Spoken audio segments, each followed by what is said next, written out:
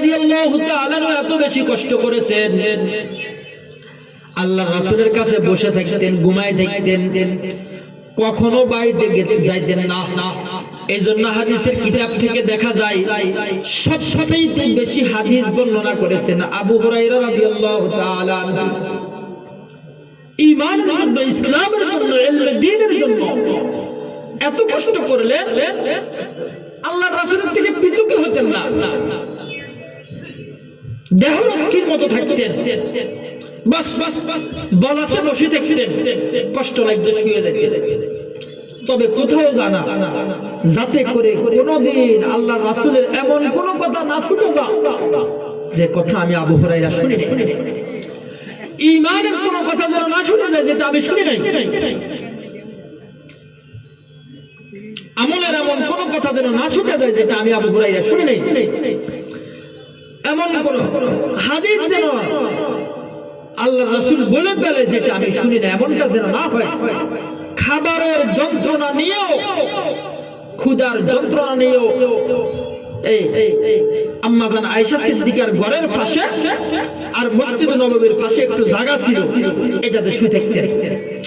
তো মানুষ অনেক সময় লাথি মারতেন, মনে করতো মারা গেছে, আসলে আবু হুরায়রা রাদিয়াল্লাহু মারা যান নাই, ক্ষুধার কষ্টে বেহুশ হয়ে গেছে। যখনই আল্লাহ রাসূল হাদিস বয়ান করে, বাস ওকে বসে গেছে।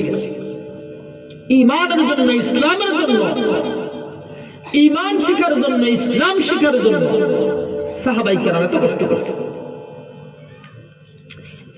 একজন সাহাবী সুদূর বাগদাদ থেকে মদিনাতে আসছেন, তিনি খবর পাইছেন আল্লাহর রাসূল মারা গেছেন, তবে একটা হাদিস তিনি শুনেন নাই। এই হাদিসটা মদিনার একজন সাহাবী জানে।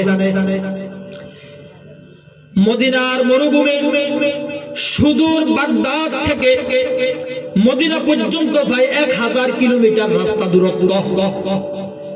এই রাস্তা অতিক্রম করে আসছেন, সাহাবীর ঘরে গেছেন, সাহাবীর কাছে গিয়ে বলে, হে আল্লাহর রাসূলের সাহাবী, আমি খবর পাইছি আপনি নাকি একটা হাদিস জানেন যেটা অন্য কেউ শুনে নাই, আল্লাহর রাসূল আপনার কাছে বলছেন। সাহাবী বলে, ঠিক আছে, আমি এমন একটা হাদিস জানি, মান সালাকা তরিকান ইয়ালতামিসু ফীহি ইলমান সাহহালাল্লাহু লাহু তরিকান বিহি ইলাল জান্নাহ। এই হাদিসটা আমি আল্লাহর রাসূল থেকে শুনছি, আর কেউ শুনে নাই। আল্লাহর রাসূলের সাহাবী বলেন, হে আল্লাহর রাসূলের সাহাবী, আমাকে হাদিসটা বলেন, আমি চলে যাব। মদিনার সাহাবী বলে, সেই বাগদাদ থেকে আসছেন, একটু ঘরে ঢুকেন, নাস্তা পানি করেন, পানি নেন, তারপরে আমি আপনাকে নাস্তা করার গ্যাপে দিয়ে হাদিসটা বলে দিব, আপনি নাস্তা করে চলে যাবেন। ওই বাগদাদের সাহাবী বলেন, হে আল্লাহর রাসূলের সাহাবী, আমি সেই বাগদাদ থেকে আসছি শুধুমাত্র হাদিসটা শোনার জন্য।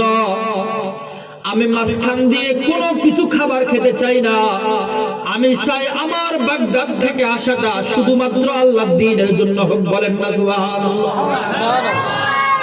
নাস্তা করব না, খাবার খাবো না, আমি চাই খাবার খেলে তো একটা বিনিময় হয়ে যায়, আমি চাই সেই বাগদাদ থেকে নিয়ে মদিনা পর্যন্ত আমার সফরটা শুধুমাত্র একমাত্র কেবলমাত্র দ্বীনের জন্য। আমি চাই আমার সফরটা আল্লাহর জন্য হোক, আল্লাহর দ্বীনের জন্য হোক, ঈমানের জন্য হোক। আমি তোমার মেহমানদারি গ্রহণ করলাম, শুনলাম, তবে আমি নাস্তা নিব না। আমি চাই না মাঝখান দিয়ে কোনো কিছু ঢুকে যাক, আমি চাই শুধু আমার সফরটা আল্লাহর জন্য হোক। বলেন সুবহানাল্লাহ। এই ছিল সাহাবায়ে কেরামের ঈমানের জন্য, ইসলামের জন্য, দ্বীনের জন্য, ইলমের জন্য